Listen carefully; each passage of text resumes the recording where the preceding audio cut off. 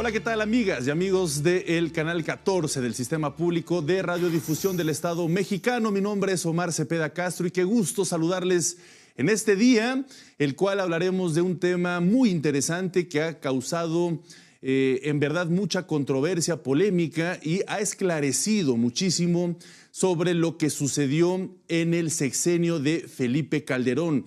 Y es que es hablar sobre uno de los periodos más controvertidos de la historia reciente del país. Uno de los temas que hay que analizar es el caso de Genaro García Luna y sus presuntos vínculos con el narcotráfico. También es referencia obligada a aquella frase que todos recordamos de los daños colaterales, muy mencionados en este sexenio, y las cifras inusitadas de muertes que dejó la llamada guerra contra el narcotráfico, así como la tragedia de la guardería ABC, los señalamientos de corrupción y censura a la prensa, entre muchos otros aspectos que hoy analizaremos y haremos una retrospectiva sobre el Calderonato. Y para ello nos acompaña vía remota Olga Warnat, periodista y escritora argentina, autora de los libros La Jefa, Vida Pública y Privada de Marta Sagún de Fox, y un libro que se ha leído muchísimo, Felipe el Oscuro, secretos, intrigas y traiciones del sexenio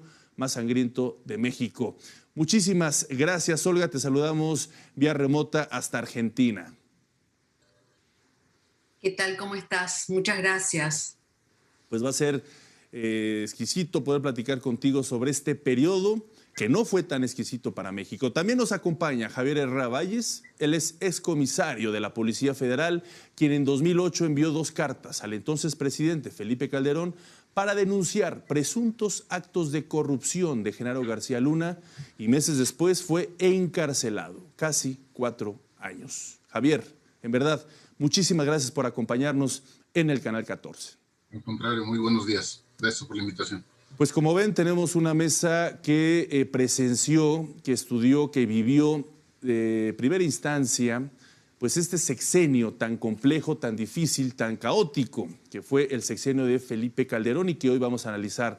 Olga, me gustaría iniciar contigo para preguntarte, de inicio, pues creo que hubo una respuesta muy importante en este libro, Felipe el Oscuro, Secretos, Intrigas y Traiciones, que editó Planeta.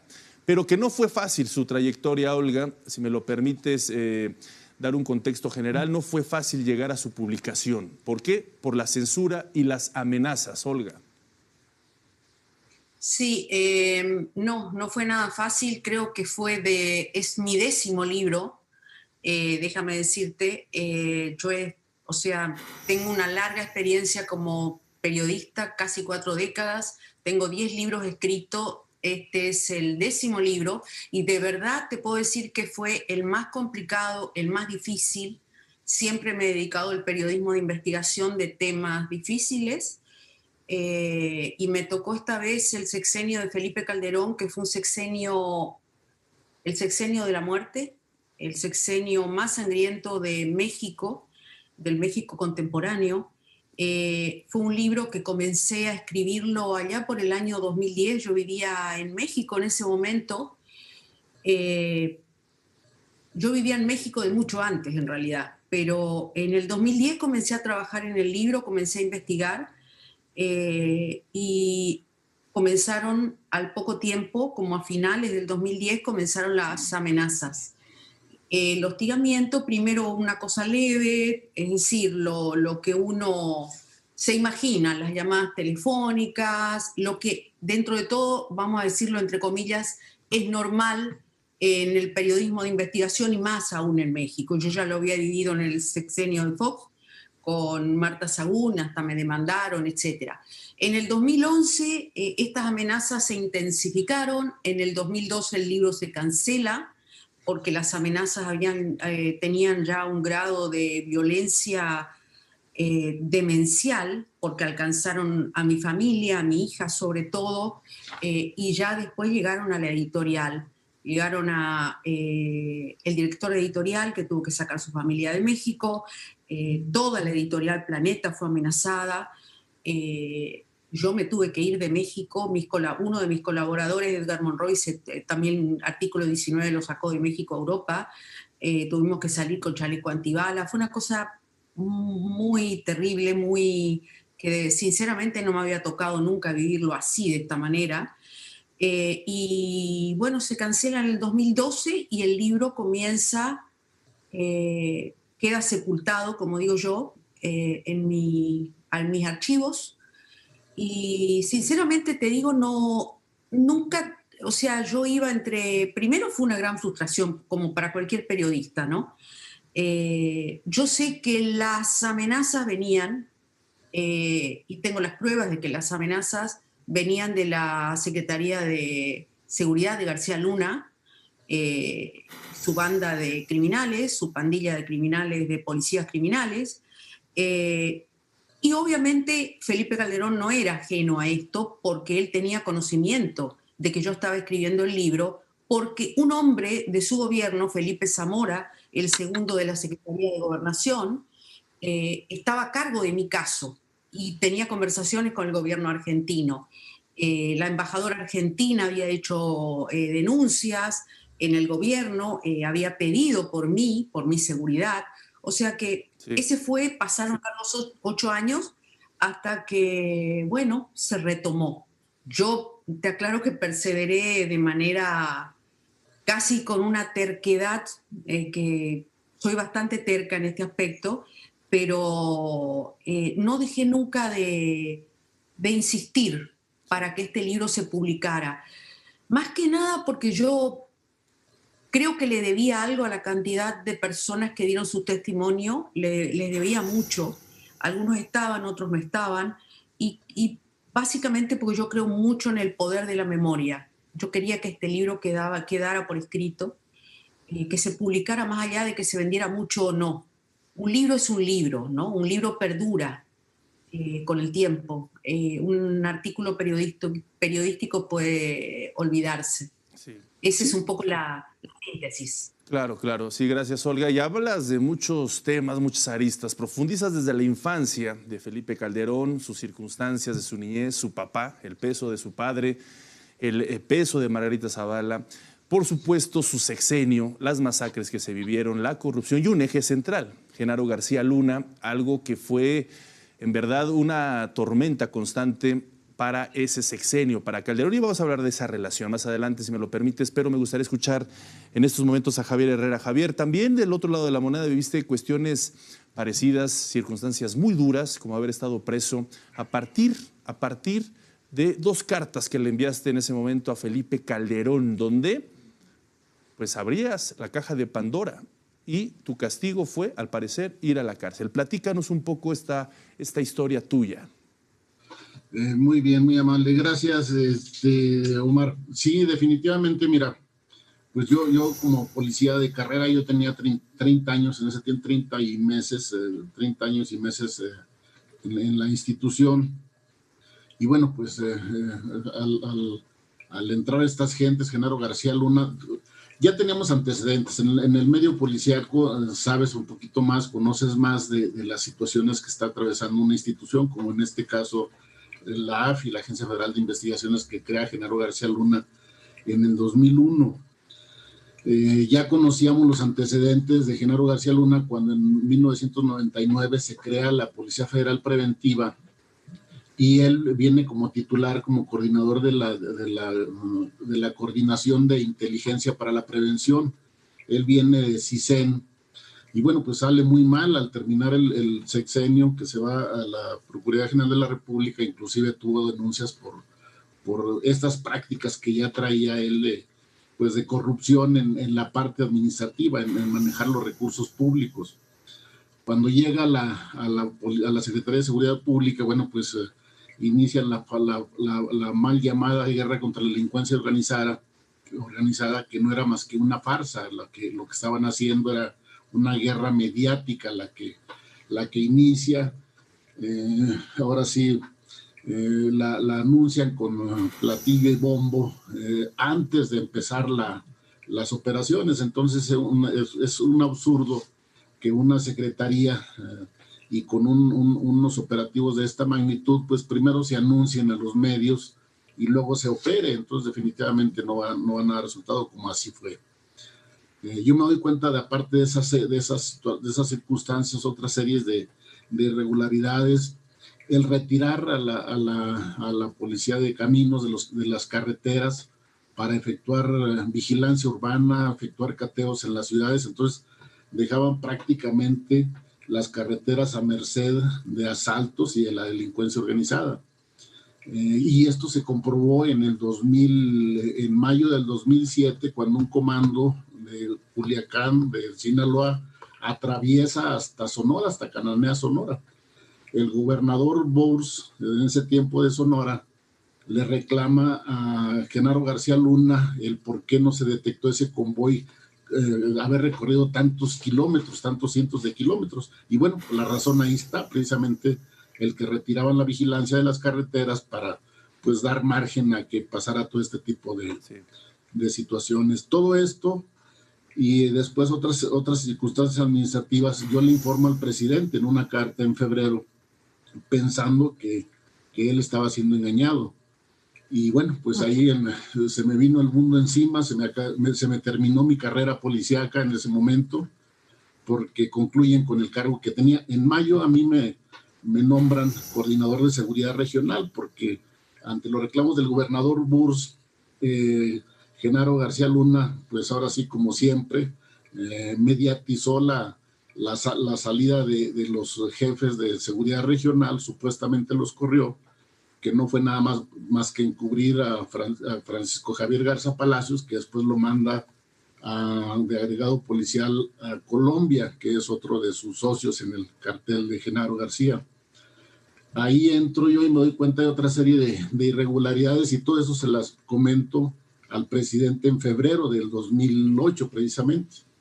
Desgraciadamente o afortunadamente, no sé, llega primero a manos de Genaro García Luna la carta antes que al presidente, y bueno, pues yo me tengo que ir a los medios a hacer esos señalamientos ya públicos. Si no hubiera sido de esa manera, hubiera terminado de otra forma mi vida, definitivamente. Claro. Y por ende fue cuando te ingresan a la cárcel, seguramente te levantan una serie de delitos que no se cometieron, por supuesto, y te ingresan a la cárcel. Pero ¿tú consideras que Felipe Calderón sabía de esta prisión que hubo en tu contra? Sí, definitivamente. Es que yo mando una carta en febrero y otra en mayo. En mayo yo le mando a él su escrito con la prueba documental que tenía, pero le mando copias a la Procuraduría General de la República y a la Secretaría de la Función Pública para ya como una denuncia administrativa y penal, cosa que no pasó. Entonces ahí me queda cierto desde un principio que el presidente sabía, y lo confirmo en mayo cuando envió la otra carta. Entonces fue una serie de hostigamiento, me inicia un procedimiento administrativo de cese y posteriormente me ingresan a prisión con cargos falsos de testigos protegidos. Una forma concurrente del gobierno de Felipe Calderón y de Genaro García Luna de actuar, es decir, o matar o meter a prisión. La pregunta es, Olga, si de todo estas fechorías lo sabía el presidente Felipe Calderón, o el poder y la autonomía de Genaro García Luna era tal que podía actuar de forma independiente, se iba por la libre para hacer este tipo de delitos. Claro que lo sabía, porque no vamos a pensar sino que el presidente era tonto, porque de tonto no tiene un pelo. Entonces, obviamente que él sabía. Además, yo, si no me equivoco, creo que el comisario esta carta la hace llegar y César Nava la recibe, ¿no? En Los Pinos, sí. La segunda carta. La primera. Cosa que es la primera. O sea, es imposible, César Nava, mano derecha de Felipe Calderón, es imposible, pero si al caso le sumamos lo del general Tomás Ángeles, que habla directamente con Felipe Calderón, o sea, directamente, y le envía todo el material, si a eso le sumamos que cuando Felipe Calderón era presidente electo, se realiza una reunión privada en un reservado del restaurante Winston Churchill en Polanco, que ya no está más ese restaurante, donde 3 generales en actividad Se reúnen con Juan Camilo Mourinho, mano derecha, confidente, amigo personal, después un hombre con mucho poder en el sexenio de Felipe Calderón, para hacerle llegar toda la información que tenían de los vínculos de Genaro García Luna con el narcotráfico. ¿Y en qué termina la reunión? Que Juan Camilo Mourinho tira la carpeta, los insulta a los generales y sale corriendo y se va por las escaleras rumbo a la calle y no quiere escuchar nada. Es decir, ¿qué es lo que estaba pasando acá? Fue muy grave. Entonces no puede ser que Felipe Calderón diga hoy que él no sabía, que lo del comisario, lo dijo hace poco, lo del comisario Herrera Valle eran puros chismes, que lo del general Tomás Ángeles, otra historia parecida. Nunca sabe nada. Lo de Genaro García Luna, que él tampoco sabía nada. Además, Genaro García Luna venía del sexenio anterior y ya traía antecedentes, como bien dijo Herrera Valle. O sea, no era un santo, no era un hombre que tenía una foja de servicios intachable, ni siquiera era policía, vamos a decir la verdad. Ni siquiera era policía, era un espía, porque no fue aceptado en la Academia de Policía, fue rechazado. Ni siquiera había pasado los controles que debe pasar. Creo que se había salteado algunos. Después, esa banda de policías que arma adentro de la Secretaría de Seguridad, que era prácticamente un cártel. Se dedicaban al secuestro de personas, cobraban el rescate y después fabricaban culpables, que hay como 200 en las cárceles, 200 personas que están en las cárceles sin condena, acusadas desde el sexenio de Fox y todo el sexenio de Felipe Calderón, consecuencia de las acciones de Genaro García Luna. Sí. Y a eso le sumamos todo lo demás, las relaciones con el cártel primero de los Beltrán Leiva, después las relaciones personales, ya prácticamente como de cártel a cártel con el cártel de Sinaloa. Entonces, ¿el presidente va a desconocer esto? Claro que no va a el presidente de entonces, ¿no? Claro. Felipe Calderón va a decir que no sabía. Estúpido no era. Claro, claro. Así es. Da un poco de enojo verlo en las redes militando activamente. No sabe nada, no recuerda nada, no dijo nada, no vio nada, no se enteró de nada. Entonces, ¿qué papel jugó en el medio de una crisis tan grave como la que vivía México, en el medio de una guerra, con 121.000 muertos, 38.000 desaparecidos, que veo la cifra ahora, que la saca una ONG, sí, que estuvo investigando el tema hace un montón de tiempo? Sí, sí, claro. No, y recordemos que Genaro García Luna está en este momento preso en los Estados Unidos, en Nueva York, precisamente esperando condena, precisamente por una serie de delitos que está por definirse, los alcances, por supuesto, y ver también hasta dónde van a alcanzar sus declaraciones, algo que seguramente tendrá a muchos agarrados de la silla, muchos políticos de esa época. Vamos a hacer una breve pausa, si me lo permiten, Olga, y regresamos rapidísimo para seguir platicando, por supuesto, con ustedes dos sobre este calderonato. Regresamos.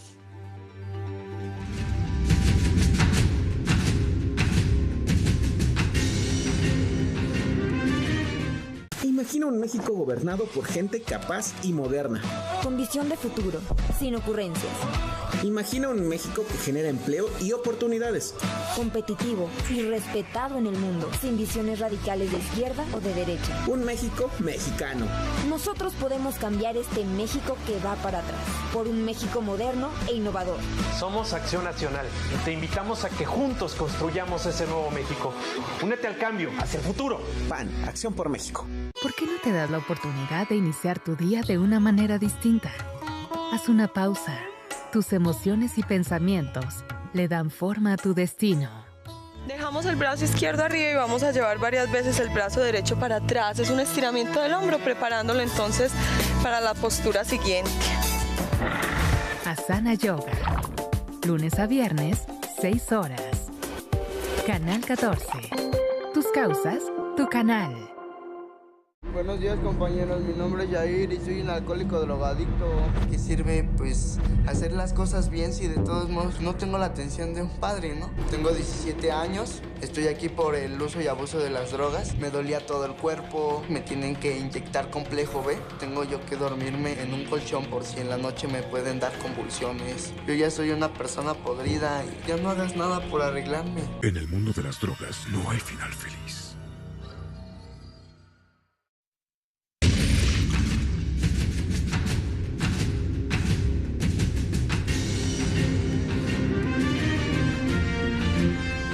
Gracias por continuar con nosotros. Así es, Felipe Calderón y Margarita Zavala siguen activos buscando el registro de un partido político. México Libre, ya dijo el Instituto Federal Electoral que no iba a trascender. No obstante, en este momento se llevan litigios a partir de las instancias judiciales para ver si se logra o no el registro. Ellos están muy interesados en que esto se haga. ¿Cuáles son sus intereses? Pues lo sabremos en breve, pero ya hay indicios de ello. Olga lo decía antes del corte, y este proceso que han seguido desde el INE, pues todavía tiene algunas aristas por resolverse.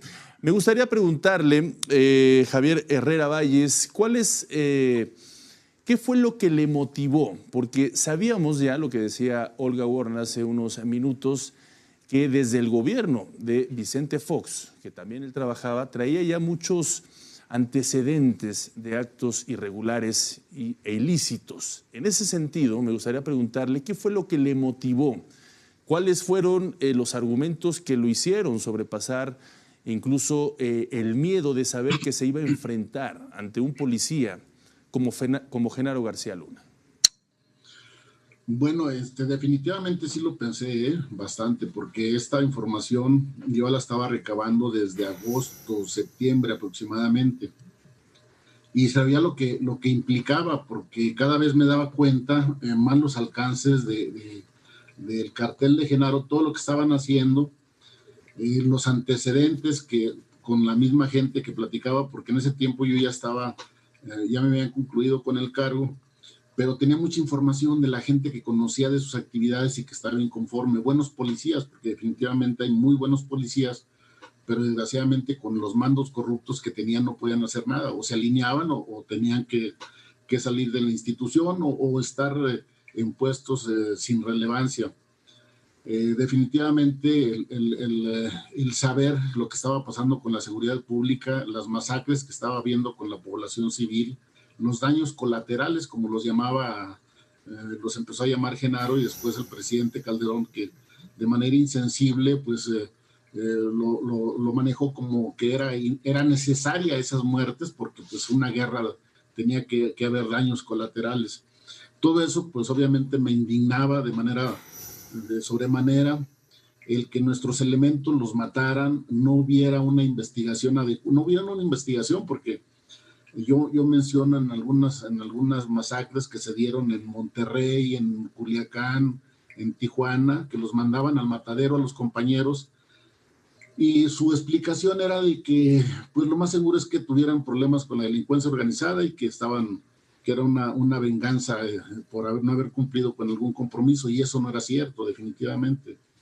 Y pues después de pensarlo, porque inclusive te voy a comentar, el jefe de Estado Mayor, Osvaldo Luna Valderrábano, que es tío de Genaro García Luna, él fue su chofer cuando fue AFI. Él me buscaba mucho porque quería de alguna manera tener a alguien de confianza que no fuera ellos. Ellos eran muy burlescos con él, lo trataban muy mal.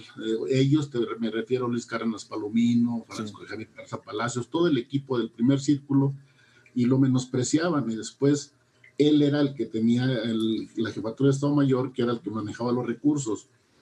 Obviamente sabía cuáles eran sus intenciones y me alejé de él para, pues, ellos querían cómplices, definitivamente. Yo no podía ser cómplices de esa mafia. Después de 30 años de servicio, empezar a caer en esas prácticas definitivamente no era mi propósito. Yo quería ser jefe de la policía, un buen jefe de policía que diera resultados, y definitivamente no estaban las condiciones con eso. ¿Se arrepiente de haber enviado esas 2 cartas? No, fíjate que no. Ha sido muy motivo de mucha discusión en la familia con mi esposa, principalmente porque ella me recrimina el por qué lo hiciste. O sea, tenías tú una carrera ya hecha, formada, el más alto grado en la institución, comisario general, eras titular de la policía que tú querías ser, pero tenías una estabilidad, sí, pero tenía una estabilidad en donde pues yo estaba cayendo en las mismas circunstancias que estaban trabajando ellos, porque pues tenía que caer a final de cuentas en las irregularidades administrativas y pues hacerme de la vista gorda en sus operativos. Definitivamente no me arrepiento. Mismo Juan de Dios Castro, el subprocurador de Derechos Humanos, que le pedí que fuera el amable conducto con el presidente de entregar la carta, él me manifestó que no lo hiciera porque me iba a meter en problemas, ya que Genaro García Luna era el consentido del presidente. Entonces, en el gabinete ya sabían las consecuencias que podía yo traer al tomar una decisión de esa parte. Y no, definitivamente no me arrepiento, y sobre todo ahora que ya está detenido, que ya están implicados sus principales lugartenientes, y espero que también pues hablen, digan la participación de Felipe Calderón, y también cumpla con cárcel, aunque sea en Estados Unidos. ¿Qué pensó Javier cuando detuvieron a Genaro García Luna? ¿Qué sintió? Satisfacción de que se haya detenido, o sea, esta gente no va a detener nada más por detener, como aquí en México, primero detienen y después investigan. Allá si lo detuvieron es porque había una investigación sólida, firme, no se van a arriesgar a hacer el ridículo. Entonces me sentí frustración de que no fuera aquí en México, pero si va a pagar allá en Estados Unidos con cárcel por todo lo que pagó, qué bueno. Y así Luis Cárdenas Palomino, Pequeño García, y espero que Felipe Calderón también pues pague sus culpas, aunque sea en Estados Unidos. Claro. Olga Warner, tú has estudiado muy bien el poder en México. A mí me llama muchísimo la atención, Olga, esa capacidad, o ¿cómo le podemos decir desde la perspectiva del poder en México, cómo se ha construido, sobre todo en ese periodo del PRIAN, 2 sexenios de Felipe Calderón, y Genaro García Luna, un hombre tan oscuro, logró trascender? ¿En qué momento se logra esta conexión entre Genaro García Luna y Felipe Calderón, esta trascendencia, esta alianza, pues de lo más oscuro que se ha visto en la historia reciente de México? Bueno, yo planteo en el libro 2 hipótesis. Primero, yo me quedo con una que ahora voy a explicar cuál hipótesis es, por el cual Genaro García Luna sobrevive al sexenio de Vicente Fox y pasa al sexenio casi en piloto automático, pasa al sexenio de Felipe Calderón, con nada más y nada menos que al frente de la Secretaría de Seguridad Pública, un organismo con muchísimo poder en medio de la guerra al narco. Durante la etapa de Vicente Fox, de ese cambio que prometieron y que nunca fue, de alianzas espurias, de pactos oscuros, en el 2004 no hay que olvidarse que la DEA, y esto yo se lo dije a agentes de la DEA lo condecora a Genaro García Luna. Karen Tandy, la titular de la DEA en aquel entonces, 2004, lo condecora como el mejor policía o el hombre de mayor confianza en la lucha contra el crimen organizado. Eso a mí me marcó una pauta. No olvidemos que también que la DEA como organismo, como tal, no está compuesta, está compuesta por seres humanos, no está compuesta por angelitos, hay de todo. Antes de comenzar, cuando Felipe Calderón era presidente electo, se realiza una reunión importante en Cuernavaca. Ya Genaro García Luna era el hombre de confianza de la DEA, donde va Genaro García Luna, viene Karen Tandy y Eduardo Medina Mora. Se realiza la reunión en Cuernavaca y se discute qué iba a hacer en el sexenio de Felipe Calderón, cómo se iba a encarar el tema de la guerra al narcotráfico, porque ya eso estaba, digamos, porque la guerra al narcotráfico ya venía de la época de Vicente Fox. Lo que hace Felipe Calderón es colocarla sobre la mesa, digamos, la coloca como en la agenda y se coloca él al frente. Pero permíteme hacer una pausa aquí, Olga. En ese momento, públicamente no se sabía que Genaro García Luna había cometido una serie de irregularidades en sus procesos o sus alianzas con el crimen organizado. Sabemos que se abrió más este conocimiento en el sexenio de Felipe Calderón, pero en ese momento, ¿cuál era la posición de Genaro García Luna? Porque esto es sorprendente que la DEA haya condecorado en 2004 a García Luna, un hombre que seguramente ya tenía las manos sucias. Sí, yo pregunté mucho a mis fuentes, a las fuentes mías de la DEA, que por qué razón, porque es más, incluso yo relato en el libro que un jefe de la DEA, a quien yo entrevisté en Miami, que esto es increíble además. Estamos hablando de la época en que Genaro García Luna estaba en el CISEN.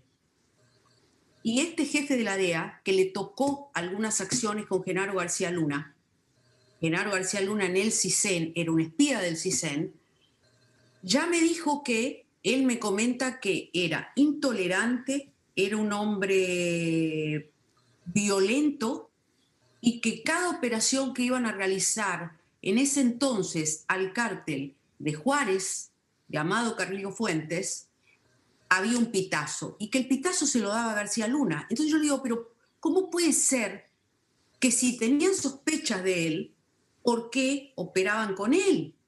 ¿No? Es decir, no supo darme respuesta. Me dijo que a veces tenían que bailar con el diablo. Esta fue la respuesta y yo la coloqué tal cual.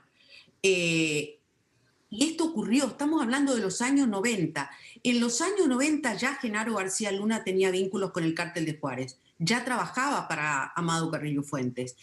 Posteriormente, que esto ahora se dice en Estados Unidos, se está comentando en el juzgado de Estados Unidos, en la fiscalía, que ya tenía vínculos con el cártel de Juárez. Yo lo cuento en el libro. Entonces, 2004 lo premia la DEA. Y él pasa al gobierno de Felipe Calderón como un hombre que ha sido muy astuto para generar sus buenas relaciones con, por ejemplo, la DEA, que curiosamente es quien lo detiene. O sea, hay muchas cosas, muchos hilos para tirar acá y muchos espacios para meterse a investigar. Es decir, hay muchos interrogantes alrededor de Genaro García Luna que todavía no se han descubierto. Ya se sabe mucho del sexenio de Calderón, pero ese paso del sexenio de Vicente Fox y anteriormente incluso, porque la historia de él viene de antes y tuvo mentores muy poderosos, que le enseñaron el camino del delito, mentores que no están presos. Jorge Tello Peón, Carrillo Lea, es decir, gente que lo respaldó para que él ascendiera.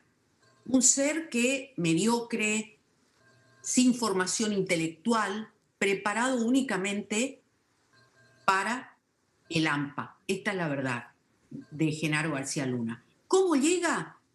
Mi teoría es que lo aconseja, mi hipótesis es que esto se resuelve en esa reunión de Cuernavaca que se realiza, ni bien Felipe Calderón gana, entre comillas, la elección del 2006, ¿no? Sí. Él ya era presidente electo y esto viene de la DEA, la misma DEA que hoy lo detiene, curiosamente.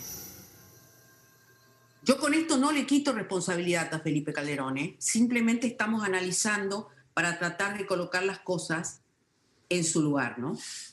No sé qué opinará el comisario. De hecho, ahí en tu libro también mencionas la parte de ciertos empresarios, hay también un sector político que se encarga de estos poderes fácticos y que también se involucran en la toma de decisiones trascendental. Muy bien cuidados todos los aparatos de poder. Sí. No nos olvidemos de las televisoras que tenían una relación directísima con Genaro García Luna. No nos olvidemos de Televisa, no nos olvidemos de TV Azteca, no nos olvidemos de Slim, de Héctor Slim, que es el sobrino, el hijo del hermano del empresario Carlos Slim, que tenía una relación también muy directa con Genaro García Luna y quien venía de la vieja Dirección Federal de Seguridad. Estamos hablando de viejos tiempos. Claro. Así que ahí también yo considero que está la hipótesis de la DEA, que yo creo en esa, y el refuerzo viene por parte de la élite empresarial que confiaba en García Luna, porque García Luna había hecho muchos favores. Sí. Era un hombre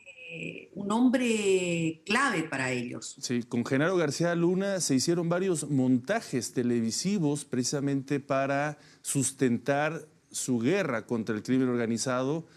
Hubo series, unas series de gran producción y mucho dinero involucrado precisamente para justificar su lucha. Y obviamente no dejemos de recordar lo que sucedió con Florence Cassés y este conflicto diplomático que hubo entre el gobierno mexicano y el gobierno francés con Nicolás Sarkozy. En fin, todo eso sustentado precisamente a partir de las pantallas de televisión. Vamos a regresar con ustedes, si me lo permite, Javier Herrera, porque me interesa mucho que nos explique cómo era el ambiente de trabajo con Luis Cárdenas Palomino, con Pequeño García, cómo eran sus personalidades, porque creo que también la sociedad mexicana le gustaría conocer cómo era ese ambiente con alguien como Genaro García Luna a la cabeza. Vamos a una breve pausa y regresamos.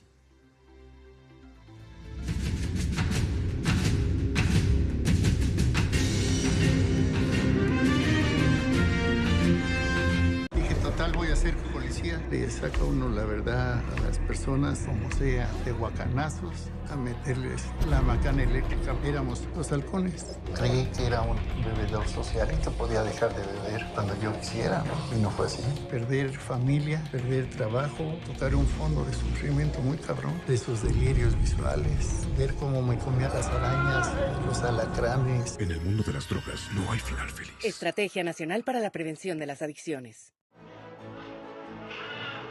Cuando te conozca, se va a enamorar de ti, Leti. Ella no se irá. Nunca. Cinema 14 presenta Función para Desvelados. Naufragio. Viernes, 23:45 horas. Canal 14. Tus causas, tu canal.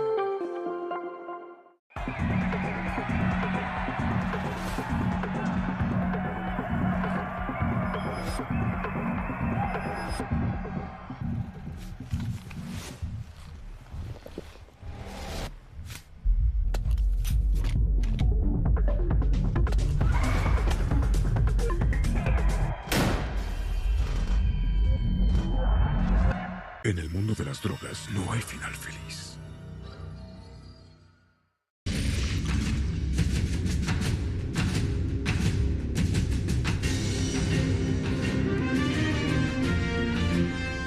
Bien, seguimos hablando del Calderonato, uno de los sexenios más oscuros de los últimos tiempos en México. Un presidente que decidió hacer una lucha contra el crimen organizado, dejando un reguero de no solo personas fallecidas, sino también una serie de alianzas que hubo en su gobierno con grupos del crimen organizado, y de ellos se encargaba Genaro García Luna. Imagínense ustedes cómo era esta relación en la Policía Federal de este personaje tan oscuro que ahorita se encuentra preso en los Estados Unidos. Por eso me gustaría preguntarle, Javier Herrera, ¿cómo era este ambiente con estos personajes tan oscuros, con esta alianza de quienes supuestamente iban a llevar el bien e iban a combatir el crimen organizado, pero nada más y nada menos que estaban involucrados? Ellos mismos eran el cártel. Sí, mira, bueno, era un ambiente festivo entre ellos, y sobre todo porque tenían la seguridad de que estaban muy bien con el presidente. el presidente Calderón. En una ocasión, platicando con Francisco Javier Garza Palacios, él comentaba que Genaro García Luna estaba inamovible, era inamovible, que tenía prácticamente agarrado a Felipe Calderón por alguna razón. Dio a entender que les había alguna situación. Y bueno, pues la seguridad de que iban a continuar, de que no iba a pasar nada con ellos, que tenían todo el poder, era innegable. El ambiente pues era de tratar de buscar ventaja, de ver de qué manera hacían dinero, porque era su fijación, o sea, realmente aprovechar el sexenio para poder hacer negocios, definitivamente. No tenían idea en los operativos, o sea, realmente cuando inician el operativo, cuando me envían a Guerrero, que yo les pregunto, bueno, ¿cuáles son cuál es el operativo? ¿Qué es lo que vamos, qué objetivos vamos en específicos, en general? Realmente no sabía, no tenía ni idea. Ahí ve qué manera lo haces en la sección de personal. Ya en marzo, enero, en febrero, cuando vamos a Nuevo León y Tamaulipas, ahí intentaron hacer un procedimiento sistemático operativo, pero no tenían ni idea. O sea, realmente las labores policíacas no tenían ni idea, porque ellos se manejaban ahora sí como delincuentes, no tenían proyectos firmes, planes fijos para alguna intervención. Y una anécdota donde estaban comentando ahí para hacer el plan, el procedimiento sistemático operativo, y dice Francisco Javier Garza Palacios, y entramos como de rayo. en un plan general de operaciones entramos como de rayo. Le digo, bueno, pues realmente yo creo que hay que cambiar el término, ¿no? Pero así de esa magnitud era su desconocimiento de las operaciones. Ellos se llevaban muy fuerte, despreciaban mucho a Osvaldo Luna Valderrábano. Cuando lo nombró jefe de Estado Mayor, se preocuparon porque pues de alguna manera no tenían la cercanía entre ellos como banda, pero a final de cuentas pues como equipo hicieron ahí sus enjuagues, y lo que entraba por los elementos que entraban de manera irregular lo hacían por la jefatura de Estado Mayor, que fue el que pues ahora sí se alineó al equipo, porque a final de cuentas era lo que tenían que hacer, y a final de cuentas era lo que yo tenía que hacer en un momento dado si me quedo. Claro. Olga, comentabas que desde 1990 se tenían registros de que Genaro García Luna tenía vínculos con el cártel de Sinaloa. En ese entonces, cártel de Juárez, en ese entonces, claro. En el 2004, la DEA condecora a Genaro García Luna. Él ya era un espía del CISEN y ahora ya está preso.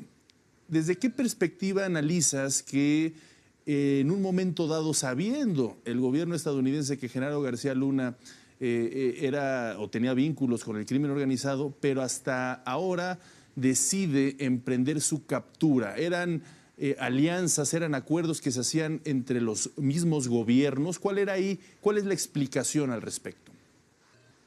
Mira, yo realmente creo que dentro de la DEA hay de todo, como dentro de las policías hay de todo.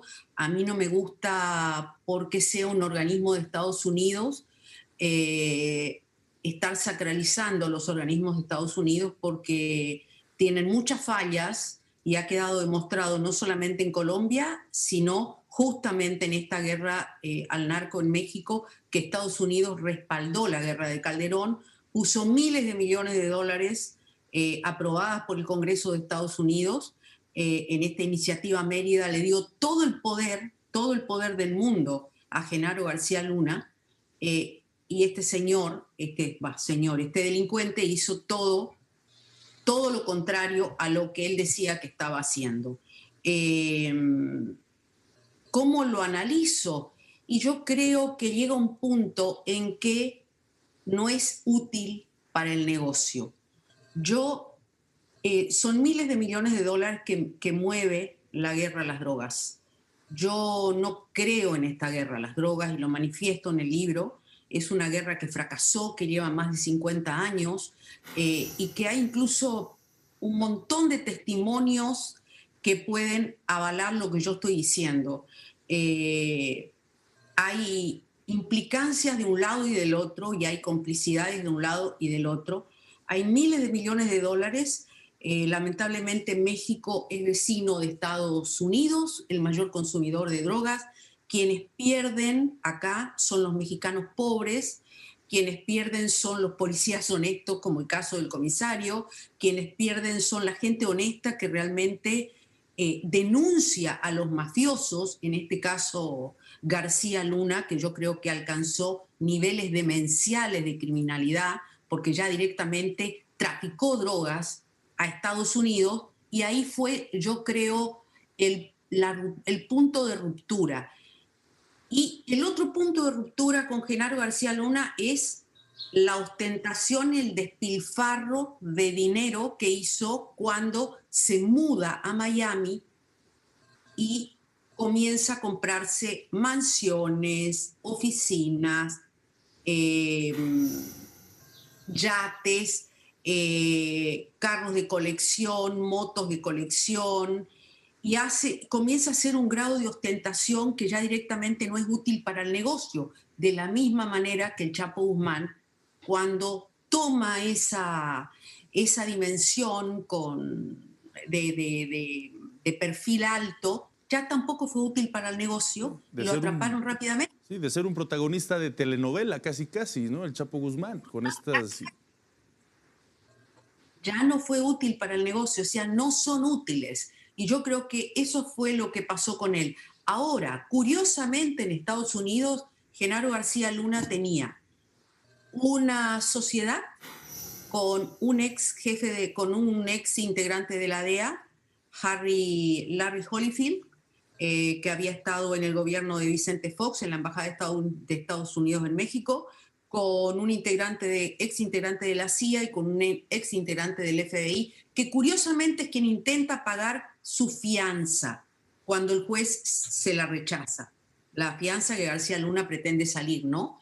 Y el juez se la rechaza. Estas son cosas que te hacen sospechar ciertas complicidades de determinados integrantes, en el caso de la DEA o de las agencias de inteligencia de Estados Unidos, ¿no? Sí, Olga, en la parte de tu libro hay un tema que, bueno, es de relevancia, que todo el mundo sabemos, la muerte de Juan Camilo Muriño. A mí me parece que eso fue un parteaguas directo por parte del gobierno de Felipe Calderón, no solo porque falleció la apuesta, muy probablemente, de Felipe Calderón para sucederlo en un momento dado, al menos en la candidatura del PAN.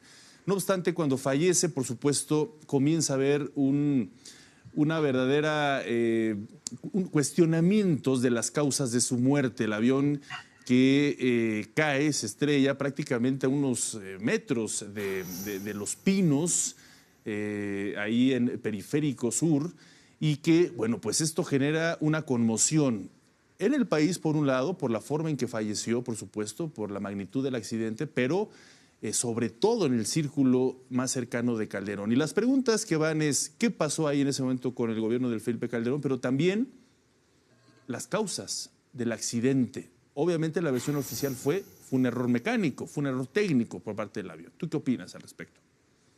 No, eso fue un atentado. Eso no fue un error de los pilotos. Lo mismo pasó con Ramón Martín Huerta, que curioso, en la etapa de Vicente Fox.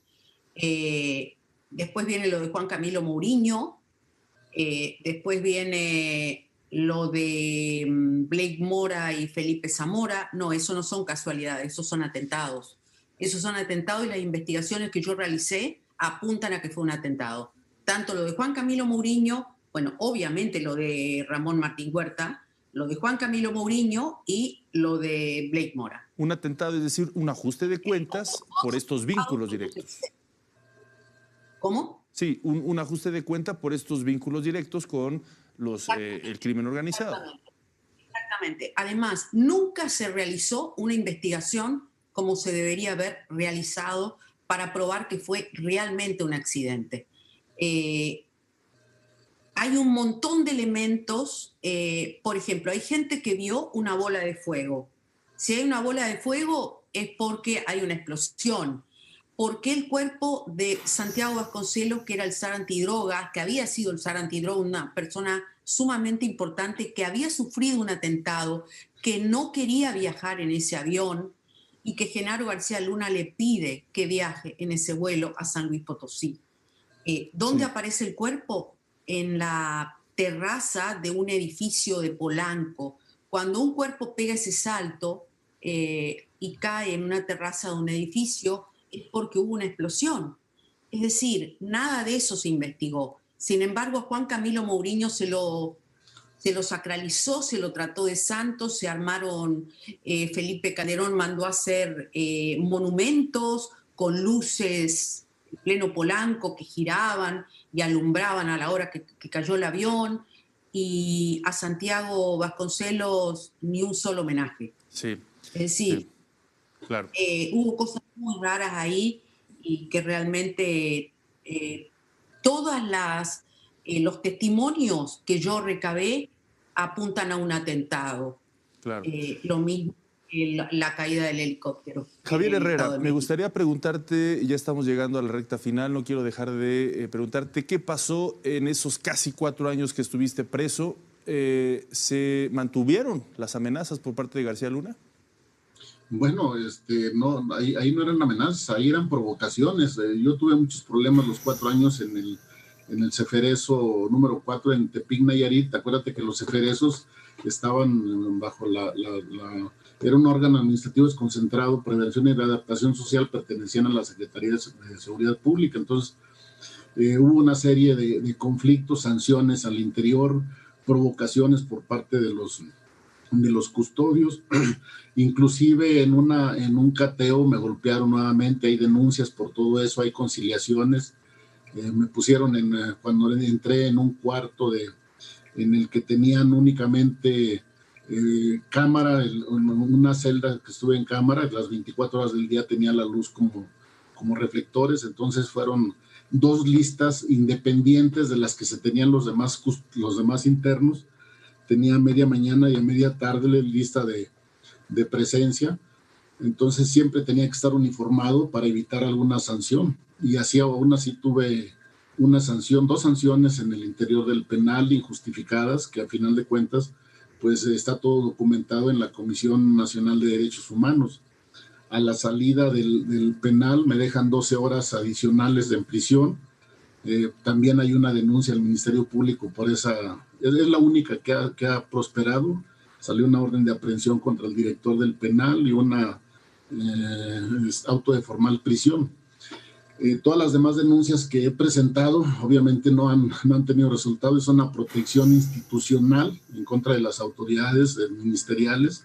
Hace rato me acaban de comentar el amparo que me dio el tribunal hace 15 días, ya volvieron a determinar el no ejercicio de la acción penal en contra de las acciones contra Marisela Morales, Irving Barrios Mojica y ministerios públicos. Entonces, te digo, ha sido una protección institucional de manera pues muy, muy fuerte. Claro. En el interior del penal fue una serie de complicaciones. Afortunadamente en su tiempo, fue en ese tiempo la diputada federal, la ahora alcaldesa Laida Sansores San Román, a verme a Tepic a pedir un juicio justo, a exigir un juicio justo y un trato digno hacia mi persona, que fue lo que de alguna manera atemperó mi estancia, que fuera menos cruda en el interior del penal. Claro, y hay que subrayar que cuando salió preso no hubo ningún indicio de ningún acto que usted hubiese cometido, ningún acto delictivo, por supuesto que usted, simplemente no hubo pruebas, por lo tanto usted salió. Así la impunidad en ese entonces. Olga Warren, estamos llegando a la parte final. Rápido, si nos lo permites, sé que es una pregunta compleja, pero sí me gustaría hacerla, sobre todo por la extensión que podría llevar ello. ¿Cómo calificarías el gobierno de Felipe Calderón? Este libro tiene muchas características desde tu perspectiva. ¿Cómo lo reflejarías tú? Bueno, es difícil, pero porque voy a ser tremendamente dura. fue un gobierno criminal, por la cantidad de miles de muertos que ha dejado, a los que Felipe Calderón jamás le pidió disculpas, jamás le pidió perdón, jamás tuvo un gesto de compasión por las víctimas o de empatía por las víctimas. Fue un gobierno con atentados, fue un gobierno que generó pobres, fue un gobierno, porque las guerras generan pobres, fue un gobierno que generó, en aquel momento yo tuve la cifra de 40.000 niños sicarios, niños que trabajaban de halcones de entre 9, 10 y 11 años. Fue un gobierno que degradó el Estado y degradó aún más la justicia. Un país resquebrajado por la guerra, con un hombre que no tenía la más mínima autoridad moral, no para dirigir una guerra, sino para dirigir un país. ¿Era un narcoestado, Olga? ¿Era un narcoestado? Bueno, vamos a ver ahora que se comprueba en Estados Unidos, ¿no? Yo quiero decirte que realmente sí, el Estado estaba profundamente perforado y ya venía perforado de la época de Vicente Fox, completamente por el narco. Vicente Fox, Marta Sagún, sus hijos, a quienes yo denuncié, fui demandada y perdí las demandas, y todo el sexenio posterior estaba completamente perforado por los cárteles, y Felipe Calderón en este caso, tanto como Vicente Fox, fueron cómplices. Muy bien, gracias. Javier, un minuto. Tus conclusiones, por favor, ¿qué fue para ti esta parte en el Calderonato? Bueno, definitivamente tuvimos un presidente que vio por sus intereses personales, un presidente que llegó de una manera injusta. Te confieso, yo voté por él, mi familia viene de extracción panista.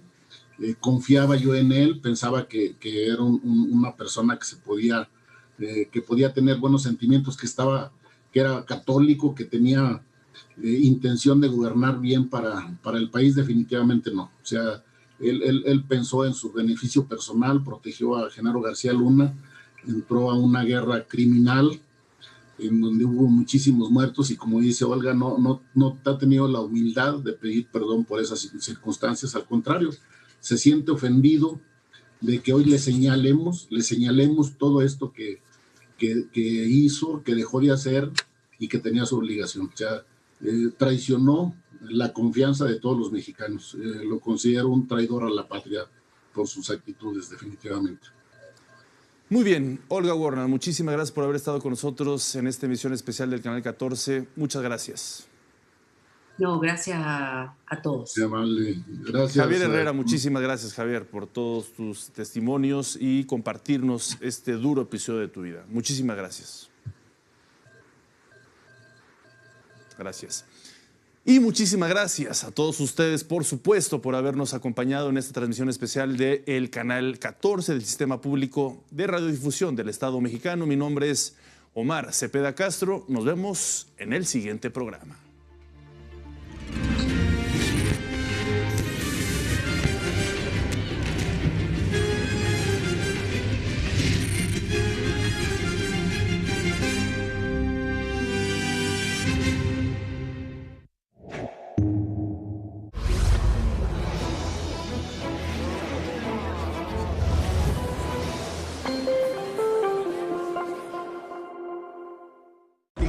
Voy a ser policía. Le saca uno la verdad a las personas, como sea, de guacanazos, a meterles la macana eléctrica. Éramos los halcones. Creí que era un bebedor social y que podía dejar de beber cuando yo quisiera, ¿no? Y no fue así. Perder familia, perder trabajo, tocar un fondo de sufrimiento muy cabrón, de esos delirios visuales, ver cómo me comía las arañas, los alacranes.